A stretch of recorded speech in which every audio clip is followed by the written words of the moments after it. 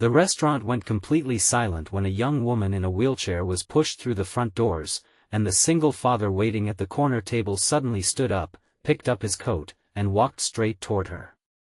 Everyone watching assumed he was leaving because his blind date had arrived with a disability. What they did not know was that the woman had been terrified of that exact reaction all morning, because people had rejected her before they even bothered learning her name. But when the man reached her table, he did something that made her mother cover her mouth and made his little daughter burst into tears. He knelt beside the wheelchair, looked directly into the woman's eyes, and smiled as if he had just met the person he had been hoping to find all his life. If you believe in kindness, forgiveness, hope, and second chances, please like this video, leave a comment, share this story with someone who needs hope today, and subscribe to our channel so our family can keep bringing you stories that remind us what truly matters. His name was Everett Hale, a 38-year-old single father who had learned years earlier that life could change in a single phone call. He had once been married to a woman named Marissa, and together they had dreamed about a quiet life with their daughter, Wren. But after Marissa died unexpectedly from an illness, Everett became both mother and father to a little girl who was only 6 years old.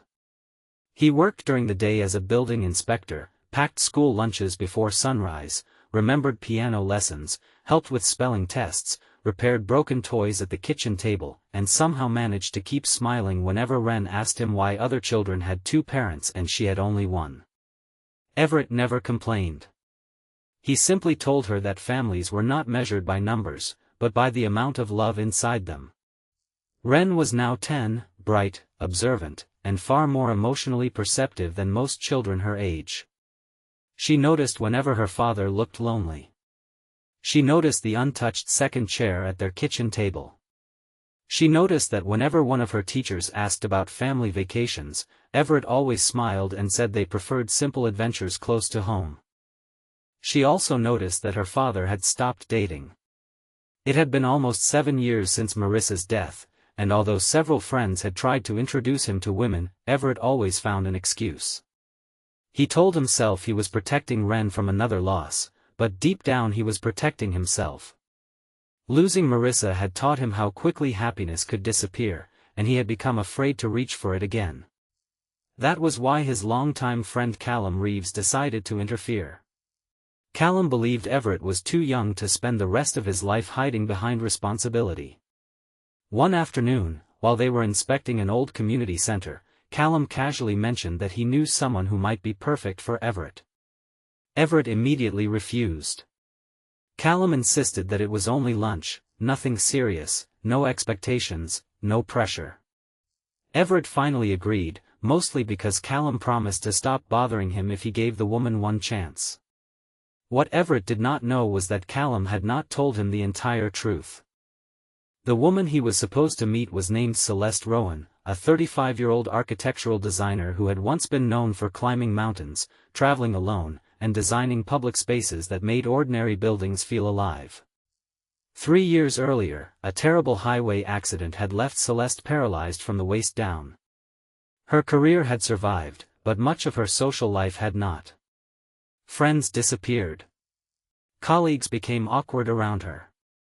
Men who once admired her confidence suddenly treated her like a burden.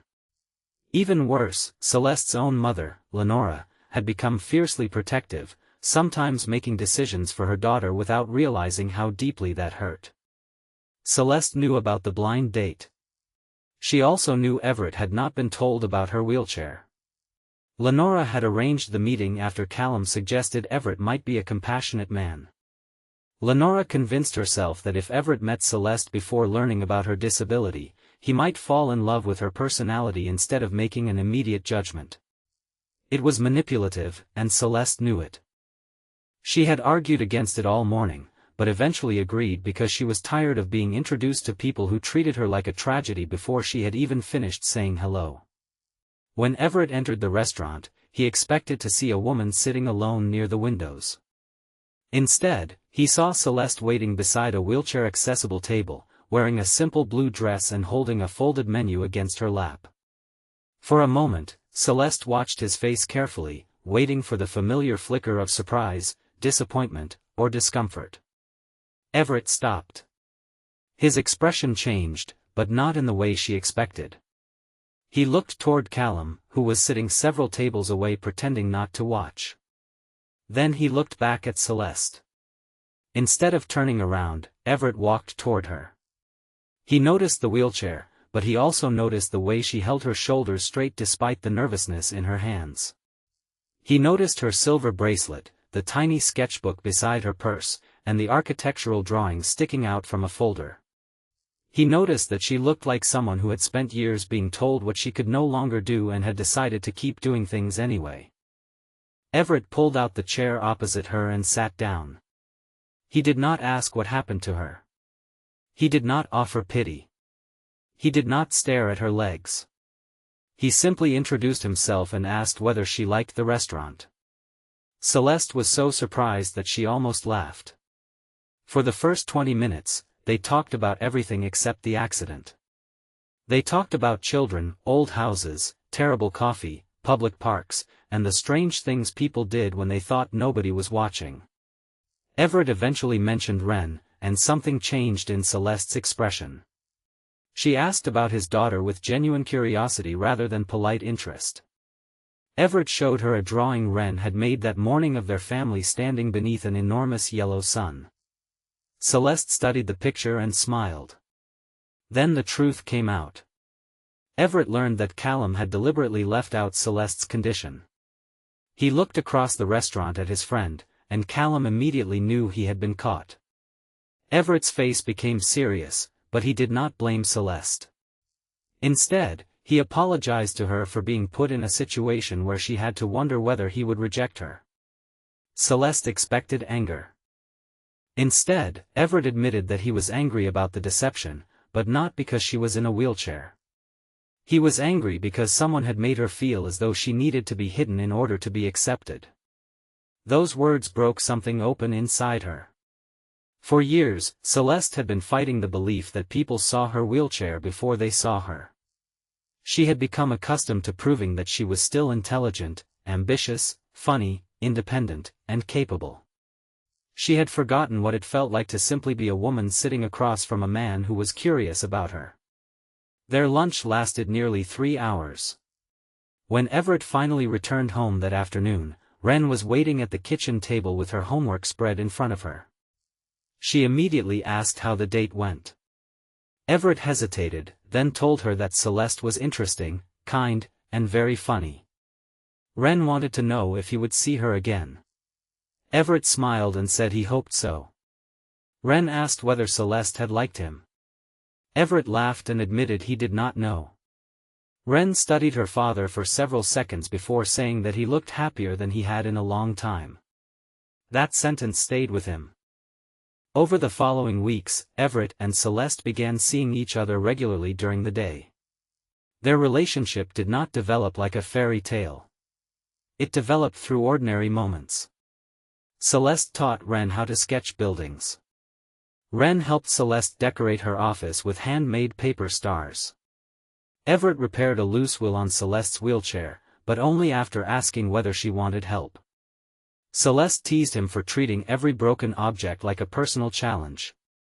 Everett teased her for keeping 7 different notebooks because she claimed each one had a different purpose. Little by little, they stopped being 2 people recovering from different kinds of loneliness and became 3 people building something new. But not everyone was happy. Some of Everett's relatives quietly questioned whether he was making life unnecessarily difficult for Ren. One suggested that raising a child while dating a woman with a serious disability would create complications. Another warned him that Celeste would eventually need more help than he could give. Everett listened without arguing, but he remembered something his daughter had once told him: people who truly loved you should never make you choose between compassion and convenience. Celeste faced her own doubts. She worried that Everett's kindness was only sympathy. She worried that Ren would eventually resent her. She worried that one day Everett would realize he had chosen responsibility instead of love. Then came the day that tested everything. Celeste had been invited to present a major architectural proposal for a new children's rehabilitation center. It was the biggest professional opportunity she had received since the accident. She had spent weeks preparing every detail. Everett and Wren arrived during the daytime to support her, but moments before the presentation, Celeste's wheelchair malfunctioned. One wheel locked completely. Panic spread through the staff. The presentation could not be delayed. Celeste looked at the broken wheel and then at the conference room where executives were already waiting. For one terrible moment, the old fear returned. She thought about every person who had ever told her that life would become smaller. She thought about every opportunity she had lost because someone decided her disability made her unreliable. Everett did not rush in and take control. He simply stayed beside her. Celeste examined the chair herself, found the mechanical problem, and calmly explained what needed to be done. Everett helped only when she asked. Wren held the presentation folder. Together, they got her into the conference room. Celeste delivered the strongest presentation of her career. She did not hide the accident. She did not apologize for needing a few extra minutes. She presented the Rehabilitation Center as someone who understood accessibility not from textbooks, but from experience. By the time she finished, several people in the room were visibly emotional. The project was awarded to her firm. But the greatest victory came afterward. Celeste found her mother waiting outside. Lenora had tears in her eyes. She admitted that she had arranged the blind date because she believed Celeste needed someone who could see beyond the wheelchair. Then she apologized for something much deeper, for spending years trying to protect her daughter so aggressively that she sometimes made Celeste feel powerless. Celeste forgave her. Not because the past had suddenly become acceptable, but because she no longer wanted anger to control the rest of her life. Later that afternoon, Everett and Celeste sat outside the Rehabilitation Center while Wren sketched nearby. Everett told Celeste that he had once believed happiness was dangerous because it could be taken away. Celeste admitted she had believed love was dangerous because people always seemed to leave once life became difficult. They realized they had both been wrong. Love could not guarantee that nothing painful would happen. It could only guarantee that when pain came, they would not have to face it alone. Months later, Everett and Celeste returned to the same restaurant where their unusual first date had begun. This time, there was no deception, no blind setup, and no nervous uncertainty. Wren sat between them, proudly showing Celeste a drawing she had made of the three of them beneath an enormous yellow sun. The waiter asked whether they were celebrating something. Everett smiled. They were. Not an engagement. Not a wedding. Not some perfect ending where every problem disappeared. They were celebrating the fact that three wounded people had somehow found each other. Celeste looked at Everett and realized that the man she had feared would reject her had never actually been looking at her wheelchair. He had been looking at her heart.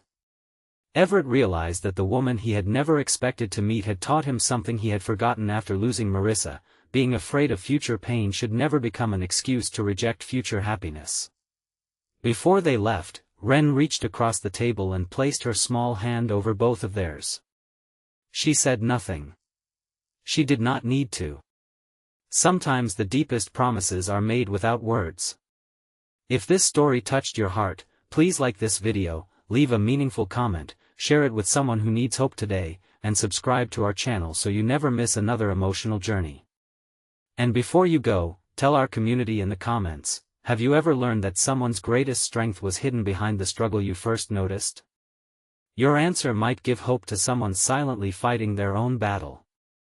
Everett, Celeste, and Wren walked out of the restaurant together that afternoon, moving slowly because Celeste's chair needed a little adjustment and Wren wanted to show her father a new drawing. Nothing about their life was perfect. There would be difficult days, frustrating appointments, misunderstandings, and moments when fear returned. But they had learned that family was not about finding people without wounds. It was about finding people who refused to run when the wounds became visible. And that was why the blind date that had begun with a deception became something none of them could have planned. A single father had been tricked into meeting a paralyzed woman. But instead of seeing something broken, he saw someone brave. Instead of seeing a burden, he saw a future. And instead of walking away when life became complicated, he stayed. Sometimes the person we are warned to avoid becomes the person who teaches us how to live again. Sometimes kindness begins with simply refusing to judge someone by the part of their story we can see. And sometimes, after years of loss, the greatest second chance does not arrive loudly. It simply rolls through a restaurant door in a wheelchair, looks you in the eyes, and gives you the courage to believe in love again.